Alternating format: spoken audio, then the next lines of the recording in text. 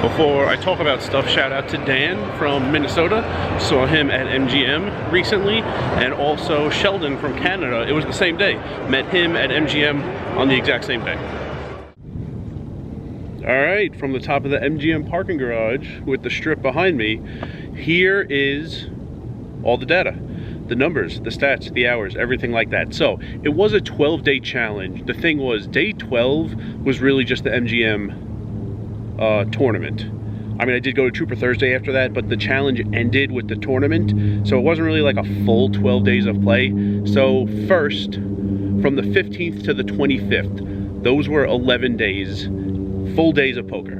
And I'm not counting the free roll that started on the 15th. I told you in the first video, one of the first videos in the series, that I had qualified a few days before the challenge. I had qualified for the Sunday 10 a.m. free roll at Bally's.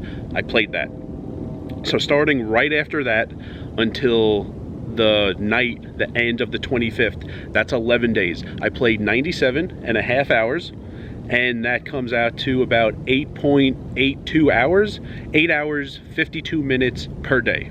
And if you want to think about that in terms of a 30-day month, as the helicopters pass, for a 30-day month, if you multiplied it out, it's about 266 hours. So very, very solid for anyone, especially when there are YouTube channel responsibilities. 266 hours for a month, awesome. So that was the hours. What about the money? A little lackluster with no context, $794 in money and now it's a little more than 97.5 hours because I'm counting the 12th day, the MGM free roll day. So it's 98.42 hours, and that comes out to about $8.07 per hour.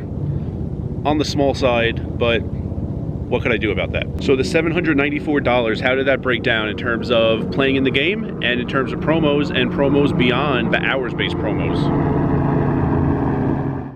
These 5 were the hours-based promos. Bally's, Westgate, MGM. So Bally's $235 profit, that is a $250 payout minus a $5 tip at the end, minus the $10 registration fee. Same exact thing the second time. The third time around Bally's, I got the min payout, so that's $140 minus the registration fee. $150 payout minus the $10 registration fee. Westgate, just rakeback money, show up, get paid $200. And MGM, my payout in the tournament was $175 minus the $20 registration fee, profit of $155. That totaled $965 in hours-based promotion money. And along the way, don't remember if I even mentioned these, but I got some high hands. 2 at Bally's, so each one was $200 minus the tip, a net profit of $180. And at MGM, I hit quads, which just pays instantly $50 minus the tip, $45. So $405 in high hand promos in these 12 days also. So promos all together, high hands and hours based things that were the crux of the challenge, $1,370. So I told you I only made $794. That means I lost $576 playing in the games in these 12 days. It happens. Thinking about how good or bad things went, yeah, slightly on the worst side, I guess. I did have that gift at Westgate.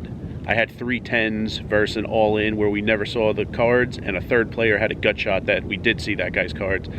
Many people in Vegas with a gut shot would like check call the flop for a small amount and then check fold the turn. So it was pretty fortunate that I was against that guy who was willing to go broke. So that was a bit of a gift, nothing special I did. I raised pre with pocket 10s, and then there was just a ton of action on the flop. So that was just nothing special I did at all, just something that went my way. But on the other side, there was the set to set, there was the top boat versus quads, there was another all-in. I didn't mention the day of, but I got all in 3 7s versus a flush draw and played it a little unconventionally because it wasn't a guarantee that we were going to get all in before the river, but up against a flush draw, I mean, you need to. Because if the guy bricks the river, he's done with the hand. If he hits, now you're behind. You need to get all in by the turn. So it's a hand where you only really have 3 streets to work with, not 4. Did get all in by the turn, but the guy hit. And there was another day, forget which day, it was towards the end. It was just a rough day. They happened, but it's unfortunate to happen in the same stretch as the the set to set and the boat to quads. There was a day I lost, I think, over pair to flush, over pair to trips. I had an over pair versus a straight draw, and the guy wound up with a bigger pair. I lost straight to straight that day also, and I got all in pre queens versus ace king, and ace king hit a king. So that was a pretty rough day. Not much I could do about it. Don't have a problem with my play, but the results are very annoying. So considering all that, minus 576, limiting the loss to minus 576, I'm fine with that.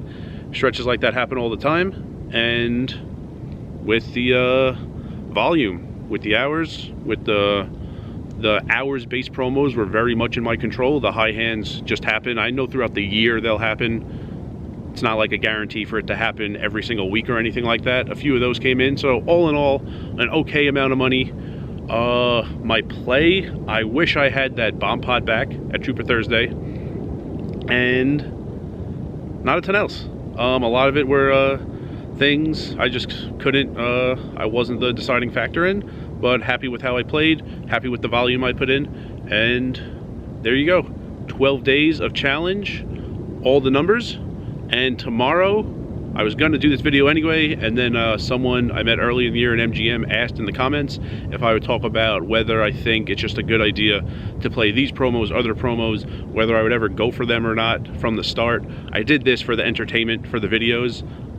Might not be exactly what I would do in the future if I weren't filming. That video is tomorrow. And remember, rice is a spoon food.